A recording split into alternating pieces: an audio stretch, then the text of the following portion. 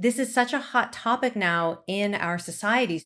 Sometimes we talk about clinical issues as if they are purely biological or they are attributable to some experience you had as a child. But imposter syndrome is actually one of those clinical phenomena that we know it's situated in our culture and in our context. And it tells us something very interesting. With social media now, we have people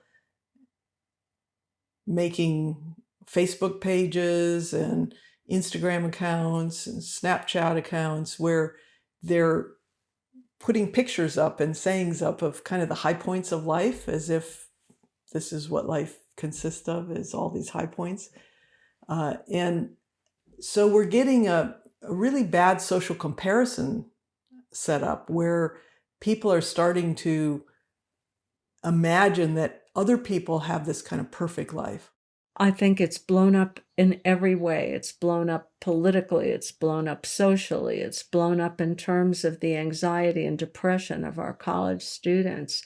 And at some point, that will have reached reached the point of implosion, and then there'll be a return back to basic values of connection and face to face.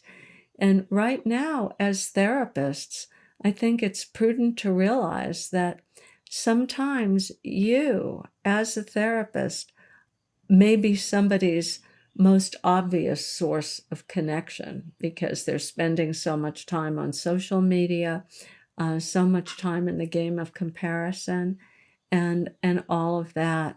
And so we're holders of a very important, safe, sacred face-to-face place. How do we work with patients who are plagued by nagging feelings that they're unworthy, inadequate, and that they just don't belong? How do we help when these same patients live in near constant fear that they're going to be found out, discovered as an imposter at any moment? Hi, I'm Dr. Ruth Basinski, a licensed psychologist in the state of Connecticut and the president of the National Institute for the Clinical Application of Behavioral Medicine. In this program, we're going to take a deep dive into the latest research and strategies that can help you work with patients who struggle with imposter syndrome. So first, we'll look at how to identify what's triggering your patient's imposter syndrome and how you can tailor treatment to it. We'll also get into practical strategies to help you address the specific social patterns that might be perpetuating imposter syndrome for your patients. And then we'll walk you through how to work with your patient's nervous system to neutralize a deeply ingrained sense of being an imposter. Not only that, you'll get step-by-step guidance on how to help patients when imposter syndrome is held in the body. From there, we'll look at how trauma can give rise to imposter syndrome, and we'll share strategies for working with imposter syndrome that's rooted in trauma. After that, we'll give you specific ways to reframe imposter syndrome so that you can help your patient shift out of an imposter syndrome mindset. Next, we'll do a deep dive into how to work with imposter syndrome when it's wreaking havoc with your patient's relationships. We'll also get into some of the unique challenges and pitfalls that you might encounter in your work with imposter syndrome and what steps you can take to avoid them. And then last, because imposter syndrome can be so universal, we'll look at how practitioners might use their own experience of it to help patients work through their struggles. By the end of this program, you'll have a wide array of focused interventions that you can immediately incorporate into your work with your patients. So let's get right to it. Please enjoy this quick moment with Dr. Joan Borisenko as she gets into the essence of what's really at stake for patients who struggle with imposter syndrome. And then I'll see you over in Module 1. The most ancient question of all. Who am I? Who am I really? What is my identity, my sense of self?